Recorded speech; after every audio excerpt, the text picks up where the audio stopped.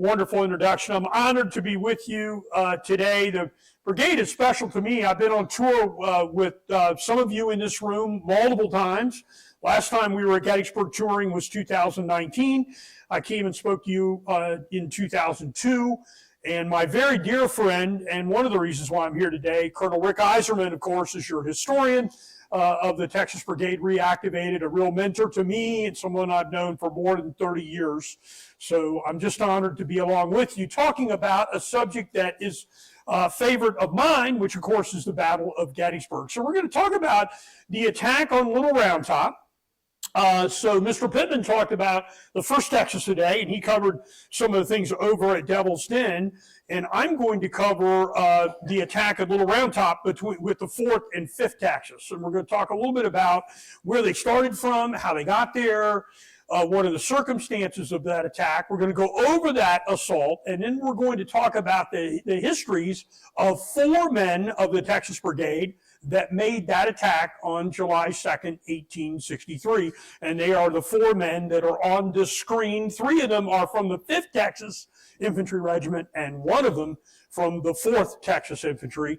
And if you want to know, well, why are they, Wayne? Because Wayne just picked them out. They were stories I wanted to tell and information that Colonel Iserman had.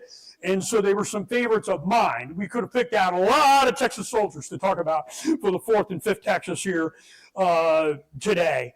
I always want to dedicate my program. So the 2 most important things to me, if you know me and you know my talks, you know the most important things to me are who am I going to dedicate my talk to and what stories am I going to tell.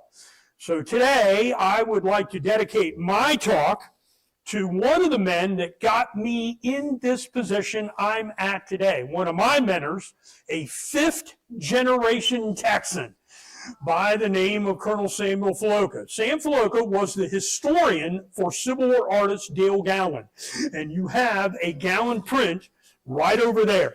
He is he was a retired graduate of the United States Army War College. He retired as a full colonel. And Dale Gowan, the historian in the early 90s, the painter, was looking for a historian to work for him. And he hired Colonel Filoka after he retired from the U.S. Army War College about 1992 to be the historian for Dale Gowan Historical Art. Mr. Gowan got a lot of commissions for the U.S. Army, a lot of places.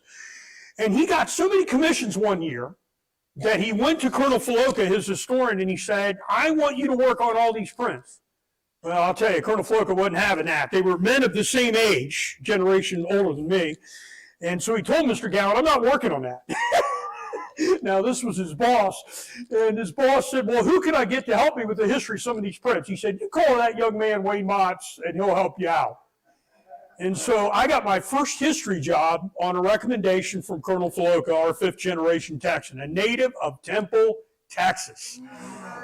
And he enlisted in the Army in 1963 on November 19, the exact 100th anniversary of the Gettysburg Address. He got a commission, spent 2 years as a rifleman, enlisted. He got a commission as an officer. He had a forward observer in Vietnam. He had 2 tours as a forward observer in Vietnam. He never finished any of his tours. He's a recipient of the Silver Star, 2 Bronze Stars, and he didn't finish his tours because he has 5 Purple Hearts. I remember I used to walk on the battlefield with him when he was in shorts, and all his legs were scarred from these battlefield wounds. He had 9 separate wounds, wounded with 5 Purple Hearts. And he's the one that recommended Wayne Motts to be the historian for Dale Gowan. So to see him, and we lost Sam 5 years ago, 2019. But I wouldn't be here today if it wasn't for him. So I just want to dedicate that, get a little broken up myself about it. So I appreciate it, Sam, 5th generation Texan. Here's for you. And if you're like me, ladies and gentlemen, you don't know there's any other battlefield, even if you're a Texan, other than Gettysburg, because Gettysburg is what matters, right? So that's what we're going to talk about today. So these troops that come to Gettysburg, they're veteran troops.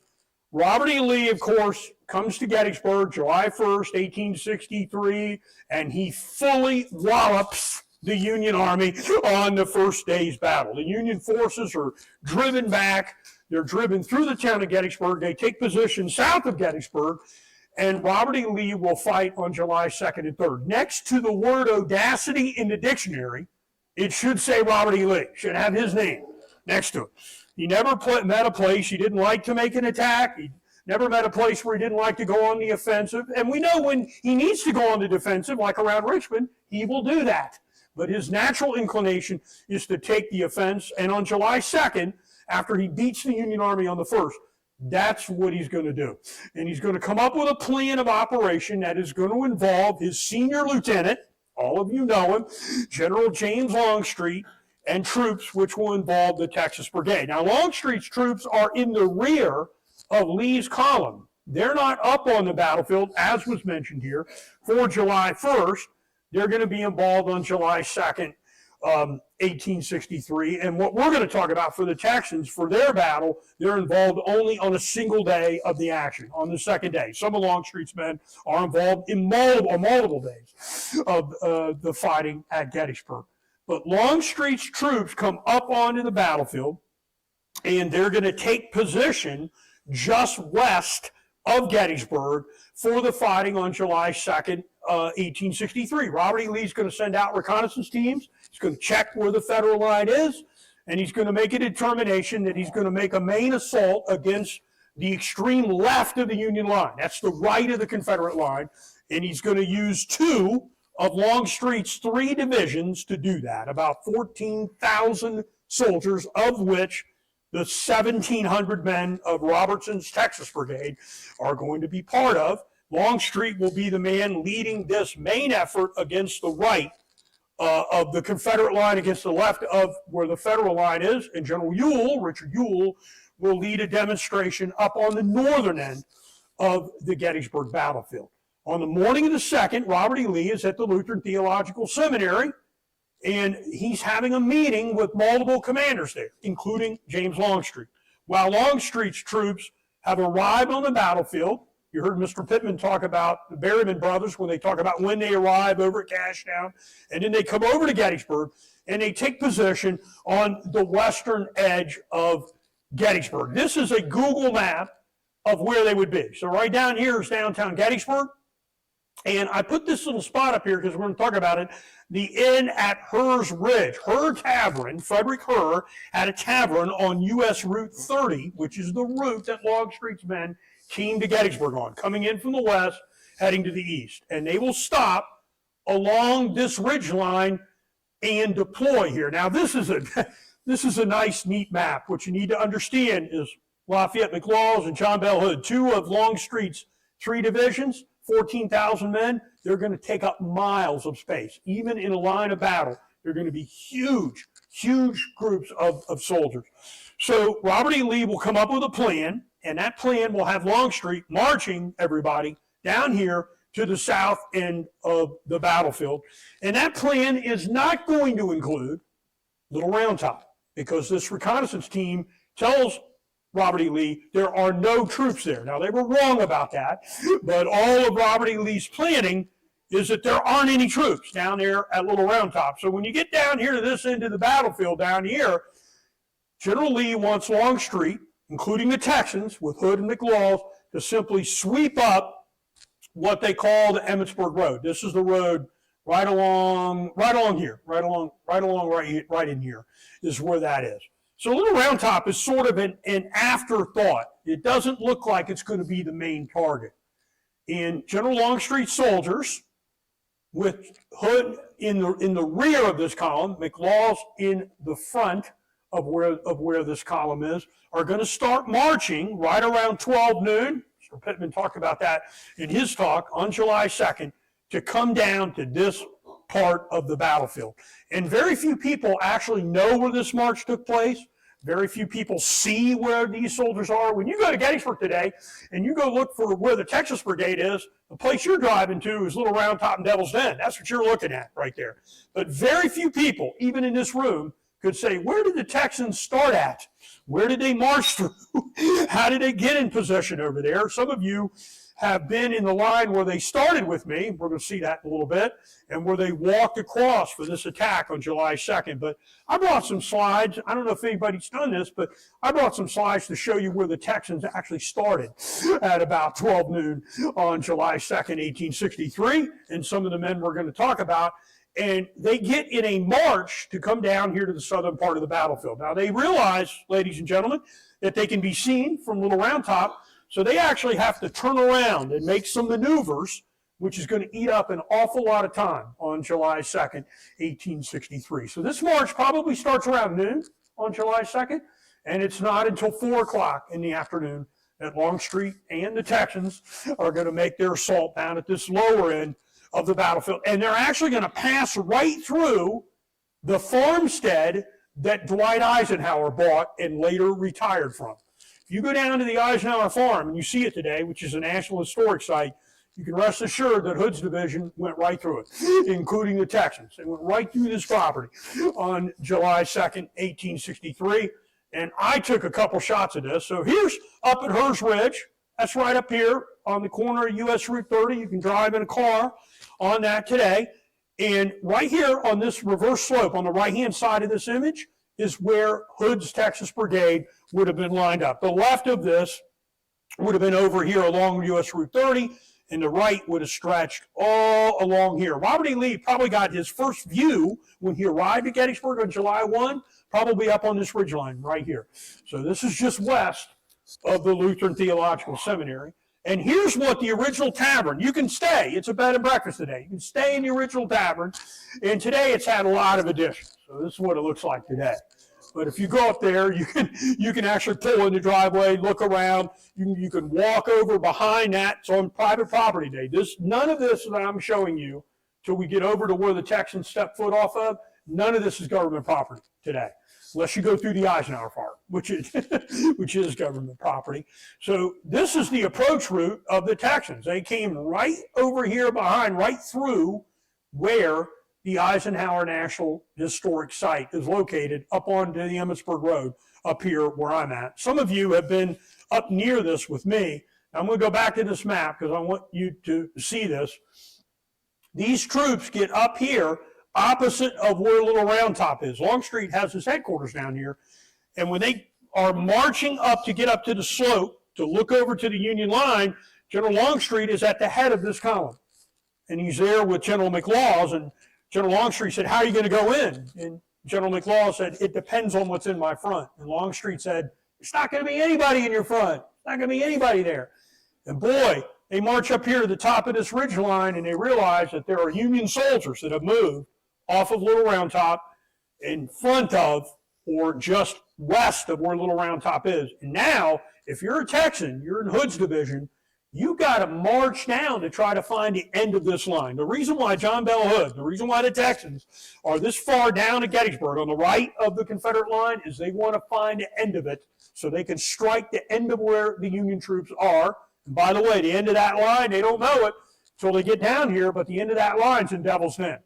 That's where it is. And they don't realize that until they get down here. So if you're Hood, you got to move all the way down here. This is completely unexpected for the troops. This is not what they expected to do. And they're going to pull up right behind here. We stood here on the last tour. We had a photograph taken right up here. And it's behind here, ladies and gentlemen, is where Hood's men actually come up through the Eisenhower farm and take position right here. My guess is that the 5th Texas is probably the lead of that assault because they were in the front right. They're probably the lead of that march, I should say, because they were in the far right of where this is. Probably the 3rd Arkansas was probably last in line because of how they were in position up here on July 2nd, 1863. And this is how they end up getting deployed. So this is Big Round Top right here, Little Round Top right over here, the triangular field with Devil's Den, which Mr. Pittman just talked about for the 1st Texas and 3rd Arkansas. And right here's the 3rd Arkansas, 1st Texas, 4th and 5th. So when Hood gets up here, he's got 7,000 men. He's got 2 brigades in front. Texas Brigade is one of them. And he's got 2 that are in the rear. And when he gets over here, he's sending scouts out around where Big Round Top is to try to see if there's a way that we can get around this position for July 2nd. Now, General Longstreet had that idea too. Everybody seems to have an idea. Why are we hitting this from the front? Why don't we just go around? And that looks good on paper. It sounds good on paper. But if you're a Confederate soldier, you don't know what's back here behind where Big Round Top is. Now, Robert E. Lee fought July 1st at Gettysburg. This is the afternoon of July 2nd. He's captured prisoners, and he doesn't know every Union unit that's up on the battlefield, but he knows Union units that are there and Union units that aren't there. He's been capturing prisoners. And he also knows that the Union Army got a lot of reserve troops. So while this idea sounds really good, let's swing around, get around to the rear here. The Union forces have about 15,000 men, 15,000 that they don't use in the Battle of Gettysburg, that are in reserve. And you don't know what's behind here. So Robert E. Lee discounts this idea pretty quickly simply because we don't know what's back there. And if we send a lot of troops around here to the rear, your back is to Washington, D.C., and your front is to the enemy army. Now, you're Hood and Longstreet. This looks like a good deal to you, but the larger picture, the 50,000-foot view, is you really don't know what's over here behind where this line is. So Hood is pretty adamant about this, and when he gets over here, he sends out these hand-picked Texas scouts. They want to make sure that they can get around where this line is. Little Round Top looks pretty much the way it did during the Civil War. This is an 1863 image of it. Here's Matthew Brady standing right there.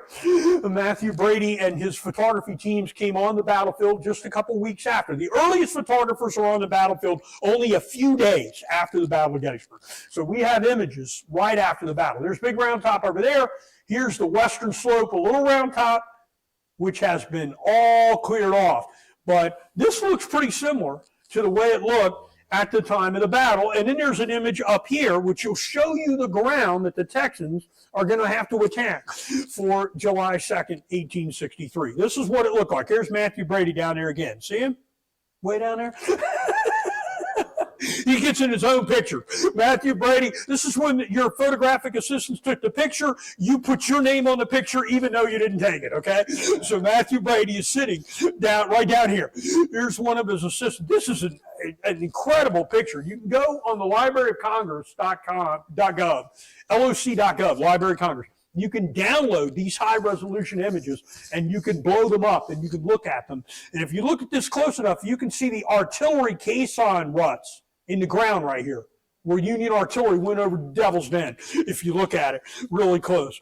But the Philip Snyder Farm, Seminary Ridge, Slider Lane right here, and some of you have been over here with me in that wood line. This wood line is where the Texas Monument is. All this ground out here in the front, a good portion of it, it's pretty open. It'll be the ground that the 1st Texas and 3rd Arkansas will go through to get over here to Devil's Den, which is right here. But over here on the side, the 4th and 5th Texas, they're going to have to go over the slope of Big Round Top. They're going to have to go over some very, very rough terrain to be able to get here. This is what it looks like today. Take a look at it. It's almost identical to what it looked like at the Civil War. Everybody always asks me, Wayne, what about preservation of Gettysburg? And I told you, told some of you, it's the long view. The long view. What does it look like 50, 60 years ago versus what it looks like today? And you can see, this is Hood, if he came back, Texas men, and they stood right there on Warfield Ridge and looked across that field, they would know where they were. They would understand exactly where that was for July 2nd, 1863. So the Philip Snyder Farm, there's a building there today. Right over here is Devil's Den. Here's the Slider Lane right here, Bushman Farm. And right over here where we lined up, 3rd Arkansas, 1st Texas, 4th and 5th Texas, right over here. So this looks pretty similar to what it looked like at the time of the Civil War. And here is the view if you're General Hood and you're the Texans. This is what it looked like. Some of you walked down this lane with me. Some of you went over here, and then we broke off and followed the attack of the 1st and 3rd Arkansas on the last tour that we had. We didn't go to the 4th and 5th Texas. And I like to say that's if you're a Texas Brigade soldier, that's if you're a 19-year-old man tour to walk, everybody. If you want to walk the way the Texans did. There's a reason why all those Texans are young guys, right? Because this is the terrain you got to get up. The terrain that they have to go through is pretty incredible. So when the troops get over here, here's Dale Gowan print. This is right here on this lane, I think is probably where it happened. General Hood tries several times to get Longstreet to come around the rear. Now, I think it's good that they didn't go around the rear. I think there's good reasons not to go around the rear, but if you're General Hood and you're General Longstreet, you don't quite see it this way. And when General Hood gets over here, he sent 2 couriers to Longstreat. Let's go around the rear. And Longstreet rejected him several times before they launched this attack. And then on the third attempt, General Hood decides he's going to hedge his bets. He's going to send a trusted aide, Major Harry Sellers, somebody that he knows that works for him, that Longstreet likes. And he figures he's going to let Major Sellers carry this request, because if anybody can convince Longstreet to go around the rear, it's going to be Major Sellers. So Sellers goes to Longstreet and says, look, we want to go around. And General Longstreet said, look, I argued that with General Lee. Here's the orders. You're going to have to attack up the Emmitsburg Road. You got to attack up this way.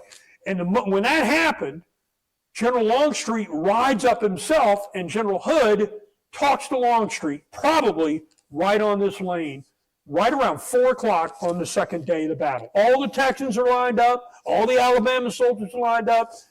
3rd Arkansas is lined up. Everybody's ready to go. And General Hood basically says, look, I want to go around, and Longstreet nixes that entire idea. And General Hood was wounded shortly thereafter, and we don't have a report from General Hood on the Battle of Gettysburg. The only thing we have is a letter that General Hood wrote in 1875 that describes this scene that you see right here. And it's the scene that that Dale Gowan used for this. So the orders are the orders. Hood orders everybody to advance, and they're going to start right across this. And once they get further down, they're going to realize that they're going to have to split off. So the 1st and 3rd, 1st Texas, 3rd Arkansas go one way, and the 4th and 5th Texas go the other. Because of the divergence of the way these lines look, they're not going to be able to support themselves very much.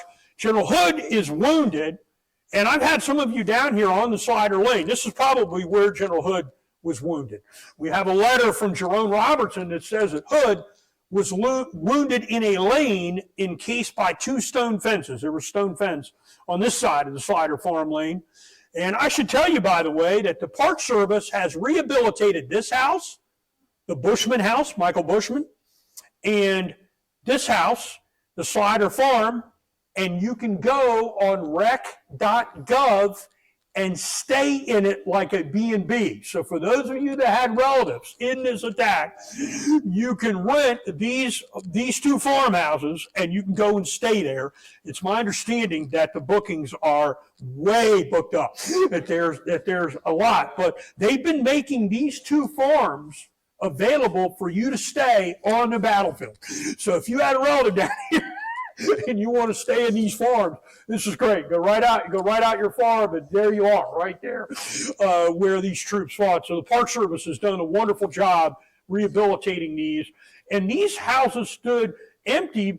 It used to be the National Park Service employees lived in these homes. The Park Service has a lot of homes on the battlefield they own, and they don't have personnel to put in there. So the funds from this program go to rehabilitate not only the places where you're staying, but in other properties all around the battlefield. So they go to preserve the battlefield. So this is a really great idea, and you can get on and check a little bit more about it. Now, when you start moving up this hill over here for Big Round Top, ladies and gentlemen, this terrain is tremendous. And this is what it looks like. This is a place we call the Devil's Kitchen. The 5th Texas probably went right through here. They're relevant 5th Texas. They went right through here. This is on the slope of Big Round Top. So you're going to go through this heavily wooded area, and the people shooting at you at 4 o'clock on July 2nd, 1863, are Union sharpshooters under the command of an officer named Major Homer Staunton. There's probably about 150, 200 Union sharpshooters armed with breech-loading weapons firing into where the Texans are. The Texans have skirmishers out, but they're shooting into this main battle line. And some of the casualties that are claimed here, I talked before this group 2 years ago, Colonel Benjamin Carter, the 4th Texas, he's claimed by one of these sharpshooters. He's wounded before the troops ever even get here. So these Union sharpshooters are out in front of where this main line is. And meanwhile, up on Little Round Top, that's vacated around 4 o'clock. When the Texans start their march, when they start it, there's nobody basically up on top of Little Round Top except a couple signalmen, and that is it. That has been vacated, and this man, a 26-year-old attorney from Erie, Pennsylvania, named Strong Benson, will take a brigade of 4 Union regiments, one from Michigan, one from Maine, one from New York, and one from Pennsylvania, and get them up on the slope of the hill. The numbers between the 4th and 5th Texas, you probably got 800 men between those two units. The Union forces, when they get up here, that entire brigade line is probably 1,300 men, and it's probably, at first, there's probably more Texans than there are the line exactly where they hit, because remember, the Texans are hitting part of this line, Alabamans are hitting another part of where this line is. It's probably pretty much equally stacked or close to it until a group from New York come in and help the men of Benson's brigade repel where the Texans are. When the Texans hit this, they're going to hit it with a lot of ferocity. All 2,000 Confederates are going to be part of this attack. And the 2 regiments of the Texas Brigade, the 4th and 5th, probably 800 men out of what that number is. This is what it looks like. Where those people are standing is what we call Benson's Spur. Strong Benson in the Union defense will set up down there below. You're not going to set up here at top, because what if you get driven off the top of the hill? You got nowhere to go, everybody. If you're down here and you get driven back, you're up here on top of the hill. So this image was taken in 1863, a couple days after the battle, and those people are sitting where the Texans hit this line right here. This is what it looks like today. So it's almost identical, and that is the monument to the 16th Michigan right there. And this is a brand new map they put up. I'm going to show you, talk a little bit about it. But it shows you the 4th and 5th Texas right here, then the 4th Alabama, 47th and 15th. These are Colonel Oates' men from Evander Law's brigade. So the 4th and 5th, this is the steepest, pretty much the steepest part of the hill right here. You're a Texan, you're going up against the steepest part of where the hill is. And this is a brand new, guess what? You got a brand new wayside if you're interested in the Texans. So this is the brand new wayside that was just put up. Rick Eiserman helped them with John Roberts. We're going to talk about Roberts here. He is featured, a soldier of the 5th Texas on this wayside. And the Texans may get 2 waysides. They're working on a second one right now. So there might be a second one that actually goes there. Years ago, the Boy Scouts had a social trail that took you up to the top of Little Round Top where the Texans assaulted. It was basically on the Boy Scout trail. The Park Service, in their rehabilitation of this hill, made that trail permanent. And it's there today. And this is what it looks like today. So when you come back to Gettysburg, you can actually walk up this improved trail. Here's the monument to the Texans rush onward. And this is the exact view. My guess is it's the exact view of the 4th Texas, probably right where the 4th was. And the 5th is right over here. Here's the 16th Michigan right there, 44th New York, Michigan sharpshooters up there on top of the hill. So if you go there today, the Park Service has really done a great job in rehabilitating. My group, the Gettysburg Foundation, raised money to help them. You all know, or you probably know, Elkham's Landing is not the most visited site in the United States for the Civil War. You wish it was, right? I mean, Gaines Mill isn't, even though a lot of people go to Gaines Mill. Little Round Top, ladies and gentlemen, is the most visited Civil War site on any Civil War battlefield anywhere. And there's probably every year 1 million people that stand on it. 1 million people, probably. You think about that over time, which means there's a lot of erosion, there's access. Park Service, when they redid this hill, one of the things they're trying to address is the preservation of it, the erosion of it. They're also trying to address the access to it. They put a path where every monument is on the hill. That didn't used to be the case. The total investment for the rehabilitation, and this hill was closed for 2 years, was about $13.8 million. $13.8 million. Now, my group, Gettysburg Foundation, raised about $3.8 million of the $13 million. So our donors at the foundation were probably the biggest set of donors. American Battlefield Trust helped donate toward this. Private money and government money went into this, and they just reopened this after 2 years of being closed right before the 4th of July this summer. So you can go back now and walk on these trails. These are not concrete trails. They use an aggregate that is put down on the ground that's pretty good. And this is probably what it looks like. The trail goes right down here. So you can walk right up.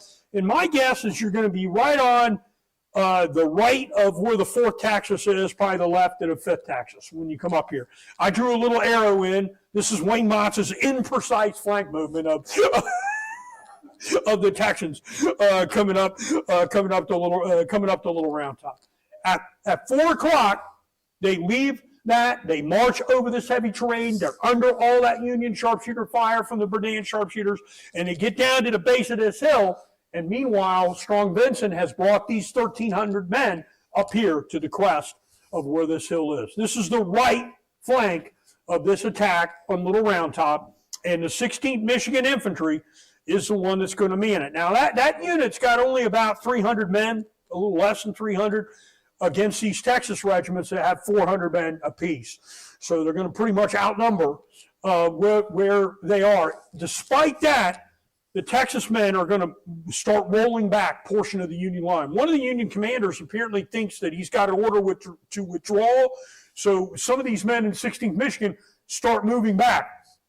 And the Texans are going to take immediate advantage of that by pressing up against where this line is. This line probably was under Texas control right up here where I'm taking this image. And after 4 o'clock on July 2nd, 1863, until some New Yorkers come into this and push the Texans right off the top of where this is. Colonel Patrick O'Rourke of the 140th New York. This is a big unit at Gettysburg. It's got over 500 men. O'Rourke was born in Ireland. He was 26 years old in the Battle of Gettysburg. #1 graduate of the June 1861 class at West Point. And his classmate who graduated dead last was George Armstrong Custer. So O'Rourke, #1 in his class, Custer dead last. And you never hear about O'Rourke, and the reason why you don't is because he's killed, shot through the neck, charging into the Texans on July 2nd, on the afternoon of July 2nd. 580-some men. These troops are going to come in and just shove the Texans right down the side of the hill. They came in at the precise moment where they were needed in the heaviness of this battle. And boy, you've got Texans up there fighting for their lives. You got Alabamans that are fighting over to the right, and you got men from Michigan and New York that are right up against where the Texas Brigade is, trying to get as many men as they can back down off the top of this hill. This is a vicious, vicious fight that goes on probably for an hour and a half. Hour and a half. I mean, it's a long, what I think is a long battle. And there'll be several times where charges are made to get into where these positions are. Colonel O'Rourke has a monument on the battlefield today. It is up on top of the hill, and it is right here. This is one of the only times you will see where his nose is not shiny. It's considered good luck to rub O'Rourke's nose. We do not ask you to rub noses. The Park Service would say, don't do that. Don't advertise do it. But all the candidates for the battlefield guide test, you know what they do the morning before they take the guide test? They run up the Little Round Top and rub O'Rourke's nose that are there. Why they're doing that? This is an Irishman that did not have good luck, folks. I'm not sure why they're rubbing his nose there. But now, if you go back today, that nose, if you saw a picture of this today, I took it right when the hill was open. So if you see that nose today, it's all going to be bright where it was rubbed. O'Rourke's men paid with their lives to hold the Texans at bay. And the Texans did everything they could to press this advantage as far as they could. And they got about as far as anybody could. There's other units on this hill. The Alabamans on the right, they turn that flank on the left of the Union line, on the right of the Confederate line, and then the Confederates turn up where this is, up on the right of this line. This is and the Park Service is calling this two things. the Texas Trail or the Confederate Attack Trail. Now, all of you wanted the Texas Trail. I don't think it has. I don't think it has an official name. But this is the trail from where the 16th Michigan is that goes right down here. That little plaque to John Roberts, the 5th Texas, is right there. You can see it. So next time on your next trip back, if you're able to walk that, you can actually go up and walk on where it is. And then here is part of the aggregated trail that goes around the slope of where Little Round Top is located. Every monument now has access to it. Up on top of the hill, the parking has been reconfigured, and if you're in a wheelchair, you need assistance, they actually have a pathway that winds up that they can get you up to the hill. They've never had that before. So access has been opened up to it, still trying to keep to the terrain. It's a hill where a battle was fought. So it's not what I would call completely ADA compliant, nor will it be that way because it's a hill, everybody. But it used to be you'd walk out here and there'd be a rock up in the middle of the concrete. All that stuff's been taken care of. And the battlefield guides now have places where they can bring groups of people and gather them up there. So there's 4 or 5 gathering areas. So for 1 or 2 of us to stand up there, that's not a big deal. If we all want to stand up there, for 40, 50 people, you have a group up here, it's more difficult. So all this rehabilitation has lended to great access to Little Round Top and certainly more preservation. That's a tribute to the Texans who fought there. It's a tribute to the Union soldiers who defended there for July 2nd. It's a tribute to everybody that had to struggle up on this hill on the second day's battle. And it's certainly worth a visit next time when you come around. Now, I love the stories about the men that are up there, and I picked out just a couple to tell you. So we covered that fight. Let's talk a little bit about them. What a great image. This is an image of John H. Roberts of Company E of the 5th Texas. He's got a star buckle on right down here. This image was given to the National Park Service in 1995 by John Lee Roberts, the grandson of John Roberts. And when he gave this image to the park to copy, it's now on the Wall of Faces. We talked a little bit about the Wall of Faces at Gettysburg has 280 Union soldiers and 280 Confederate soldiers in a wall in the museum, and every one of these soldiers were killed, wounded, or captured at Gettysburg. You're not on the wall if you don't suffer a casualty or if you're a prisoner of war. You're not there. So Mr. Roberts wrote to the government. He gave them this image. This is a colorized image which was used on the wayside there. And he said in his letter that the belt buckle that John Roberts is wearing, he wears all the time. He wears every day. is what he said. And he said there was an inscription on the back of it that had his name in the year 1866 that he had placed there after the Civil War. John Lee Roberts, his grandson, died just a few years ago. I looked it up and found his obituary online. But this image of John Roberts is preserved, and he was a soldier up against the 44th New York and the 16th Michigan on July 2nd, 1863. This is what we know about him. And many of the soldiers I'm talking about today in the 4th and 5th Texas, extremely young, very, very young men at the time. So John Roberts was born 1 May, 1845. When he enlisted in Confederate service in 1861, he was 16 years old.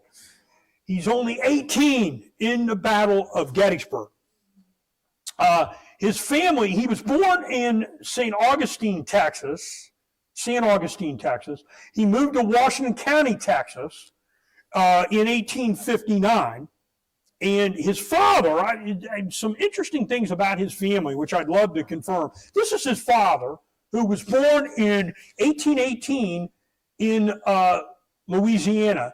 And he came to Texas very, very early, but he went to law school in Lexington, Kentucky, and graduated from law school in Kentucky in 1842. Folks, who else do we know is a lawyer? Who has connections up there? Mary Todd Lincoln's family. Mary Todd Lincoln gets married to Abraham Lincoln in 1842. That's the same year this man graduates from school there. The school he went to eventually became Transylvania University. Jeff Davis went there. Albert Sidney Johnston went there. I mean, I could tell you. Okay. Her husband was at Pennsylvania. All right. So, and Martha, he went to a law school that was associated with it that then later amalgamated in. They didn't call it that when he went there. Kids were sent up to Kentucky. Yeah. From Texas. So that's Yeah. what they. I think that this man is traveling in the same circles that Henry Clay is in, that the Todds are in. And so John Roberts at Gettysburg, his father comes from some pretty high connections. I mean, at least from what I could see. Now, it looks like, according to the muster rolls, he's at Gaines Mill. He's a Second Manassas. He was wounded in August of 1862. And then at Gettysburg, he's wounded in both legs and left in the hands of the enemy. So when he's up against near where that 16th Michigan is, along that shelf, he's shot through both legs by a Union rifle bullet, according to the records we have.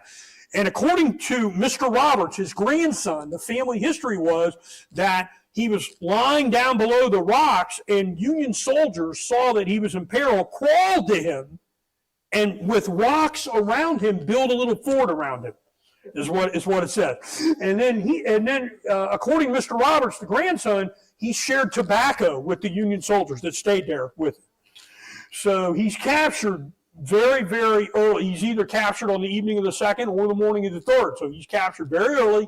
He gets sent to a field hospital, and then he goes to our general hospital, Camp Letterman General Hospital, which is out east of Gettysburg, as a prisoner of war. We have a picture of that. This is what it looked like. Huge tent hospital, general hospital, at the time of the Civil War.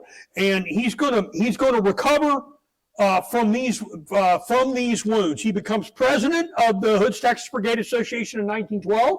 He's a vice president in 1921 to 1924. He's a president again in 1925 to 1933. He does not die until February 23rd, 1934. So he's like 88 years old.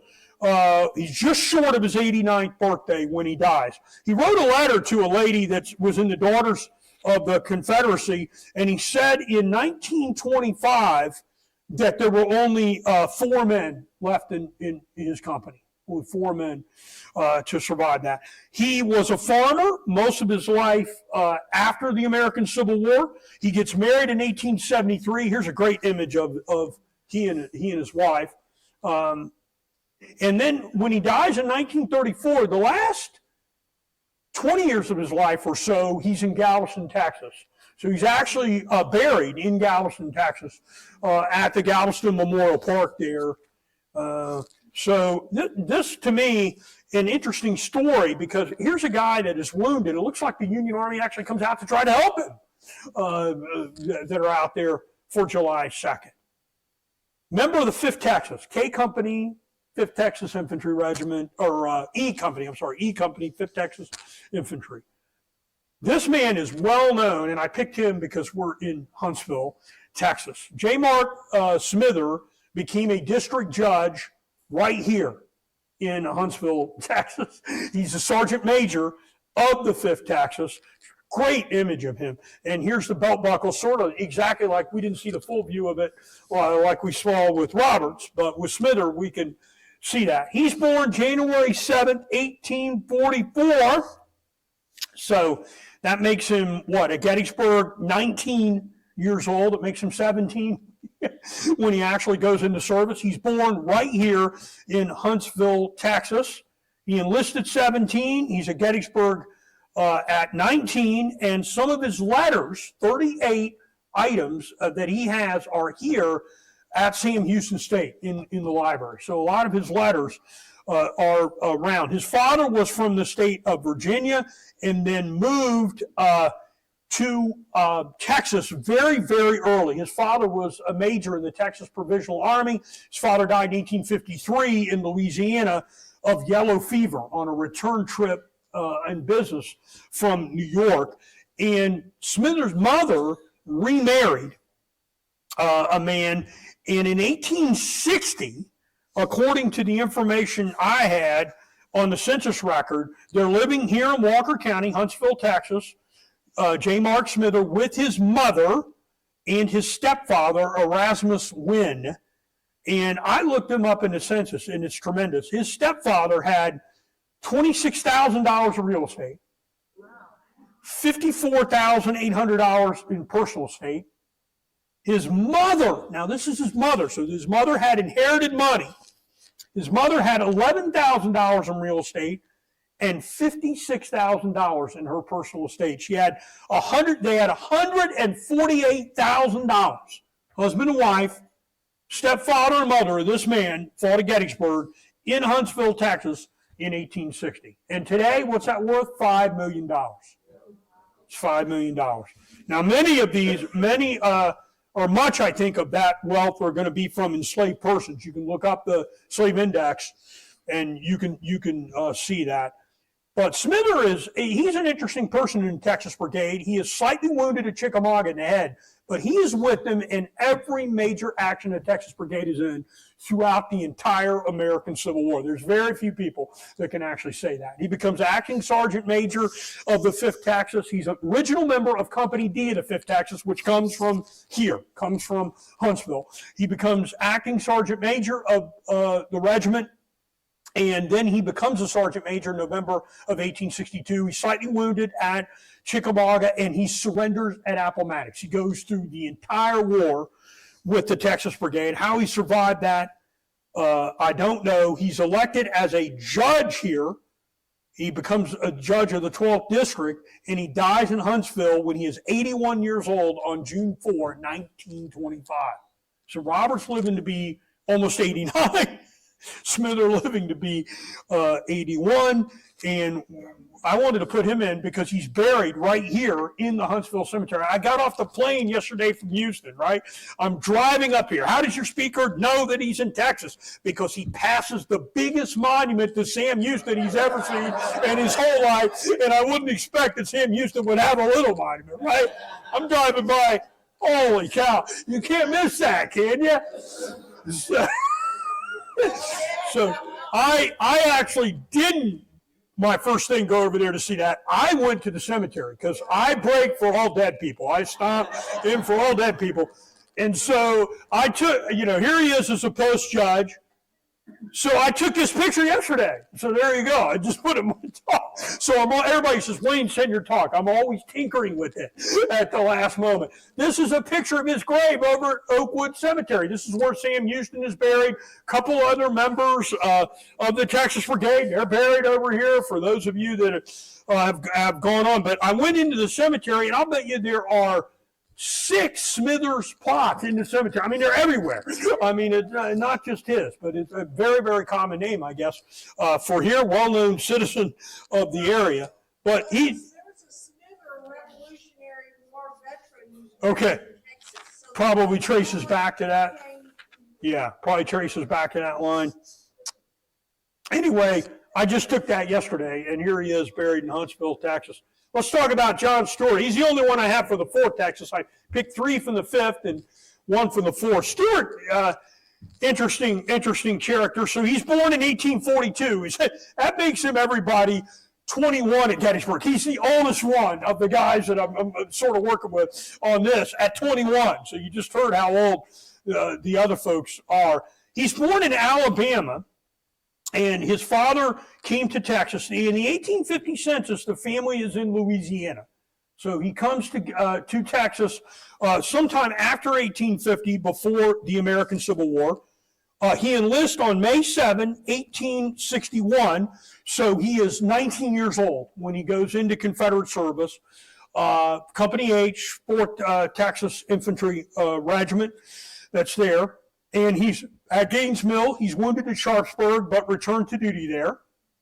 And he comes back to duty in April of 1863 after this wound at Sharpsburg. Then he comes to Gettysburg, and he is badly wounded by a gunshot wound in the left leg. Or I should say he's wounded in the left leg at Sharpsburg.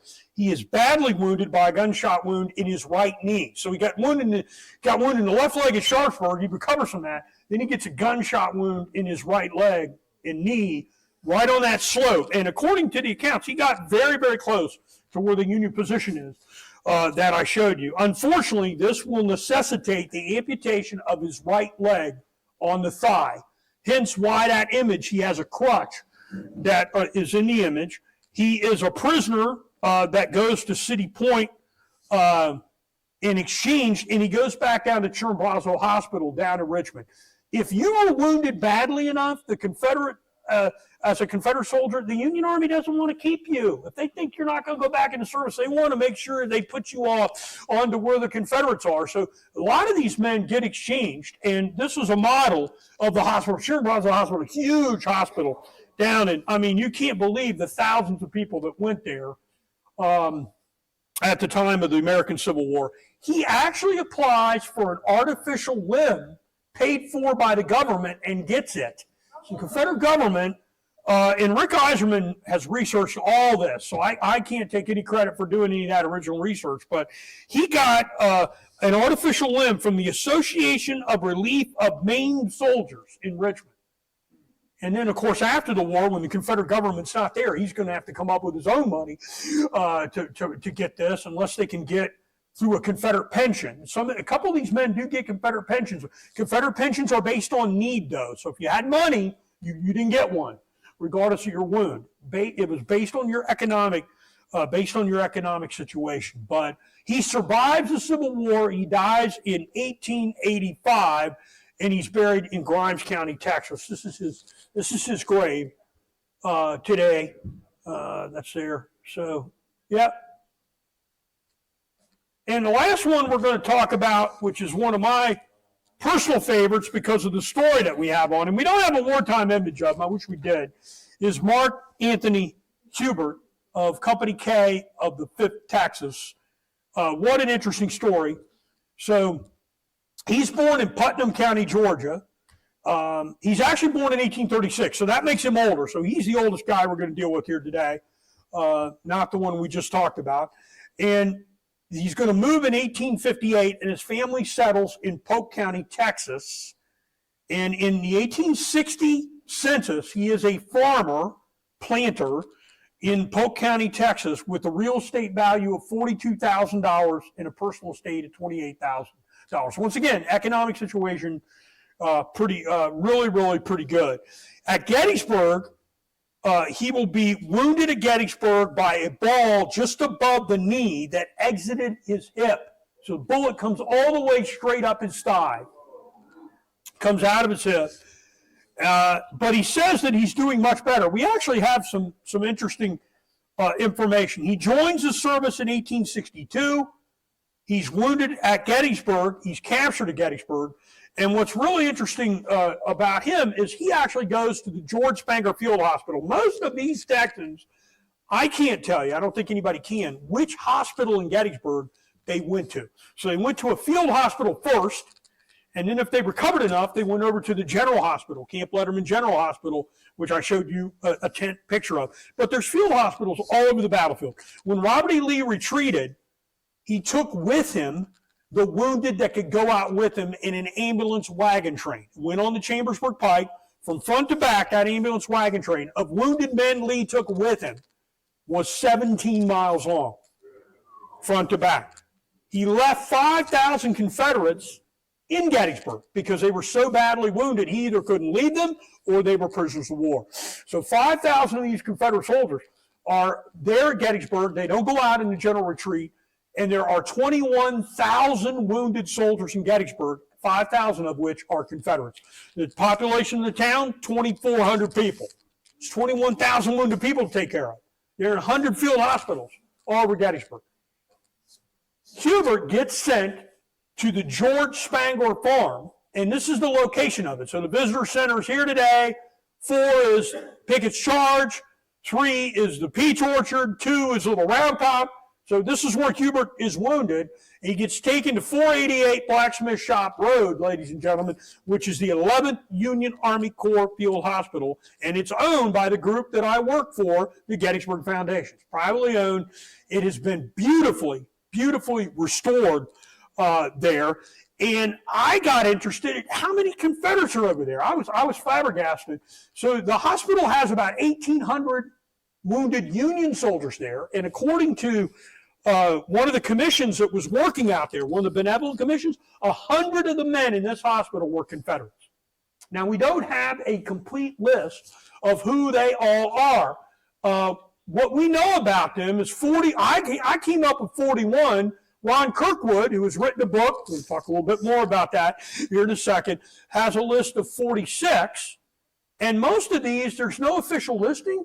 So the way we find Confederates are either out of the newspaper, when one of the surgeons records this is a Confederate and what unit he's in, and then sometimes the diaries, the letters and correspondence from the Union soldiers mention the Confederates inside there. So there are 20 Confederate burials out at this field hospital site, and a local doctor recorded 6 of the burials, actually by name they're recorded. So I went through and I tried to figure out, where do these Confederates come from? Well, guess what? There's only one from Texas, guys. But we found him. You can see North Carolina has 18. Most of these men, Virginia has 7. These are men, a lot of them captured in Pickett's Charge. They're brought in after Pickett's Charge, and they're brought over, for this. So this is a, yes, Joe. What about the Texas hospital? Is that an operation there?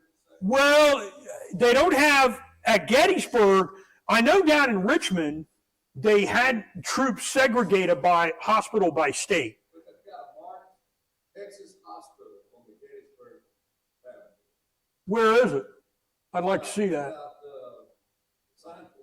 Yeah, I'd like to see that, because none of the documents I saw in any of their service records list hospital. I just seen it on the map. Yeah. Texas hospital.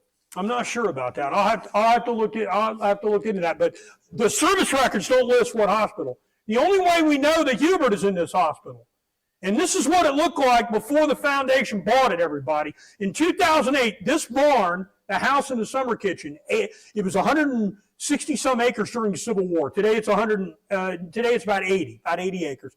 This was the barn before my group bought it, okay?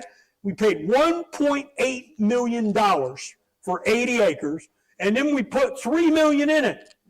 So it's had $4.8 million of renovation. This is what that looks like today. Oh, congratulations. All right? So you're Texan. Today, you can go out there, and we open this up, and people go out there and take tours around there. How do we know he's there? Well, here's the summer kitchen. Look at it now. Yeah. Here's how we know he's there. Justice Silliman, who was a soldier in the 17th Connecticut, actually calls him out by name and tells us, and this is the only way we know he's out there. Now, what's interesting about it is the Christian Commission gave him a New Testament, and he decided that he would write a diary in it, in the blank pages of it, and that New Testament still exists.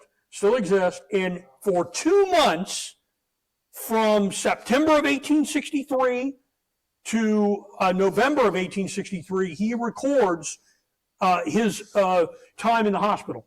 So he goes down to Baltimore. Unfortunately, he doesn't tell us about his time at the Spangler Farm. I wish he did, but he doesn't. But we actually know he's there because of this writing. He lives to be a very old man. This is his wife. That's right here. And he lives, he dies, let me see when he dies, 1907. He dies in 1907, and he's buried here. And let me see, the copy of his material is at the University of Texas Library. It's in a couple multiple places, but that's where the original was on loan, and he's buried in Livingston, Polk County, which is right near here, right? Just east of here. That's where this is, right here. So my group helping restore that. Before we go, one of the books out on the table, and Gabby has it in her hand right here. It's called Too Much for Human Endurance. This book is a book written by one of our volunteers at Gettysburg Foundation on the Spangler Hospital. And according to this book, he's listed in there. So you can read a little bit about some of what I said. He's one of the men that's actually identified inside here. So you guys, you want to give this out, right? You want to give this away. You want to give this away to anybody that can answer a trivia question that I come up with. Okay. I love this. I'm coming back. You know, how can I? All right, let's give it to you. All right. So here's my question. Brigadier General Louis Armstead of the Confederate Army died inside the Spangler Summer Kitchen.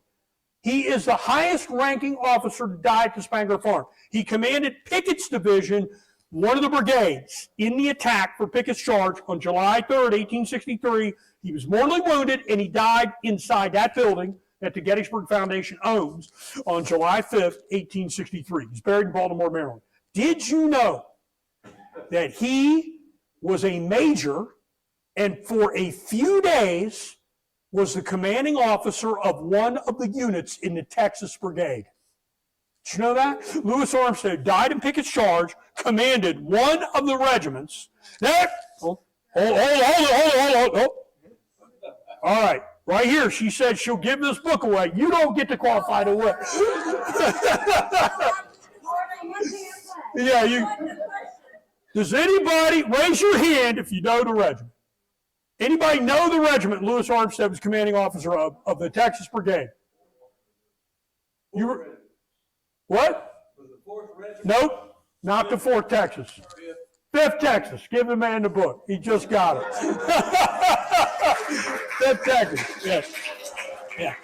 And there's a letter. There's a letter one of the Texas Brigade soldiers wrote that Armstead is a major. He's in Richmond, and he is waiting there, and he's commanding them on the September 22nd, 1861. That's dated letter.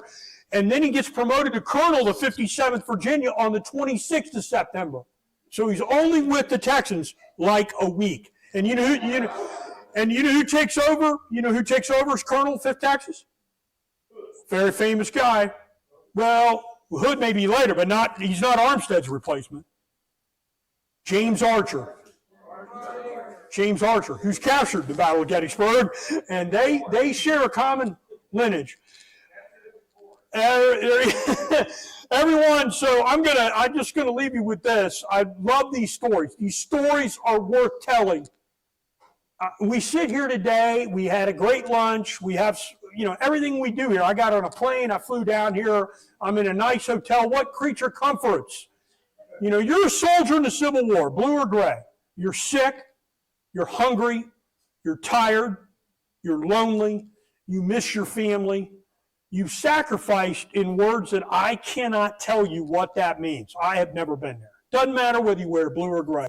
These are stories worth telling here, and we need to continue to tell them. So I'm honored to be with you today to tell some of those stories, and I just appreciated your invitation. Thank you very much. All right. Good. Yeah. Okay.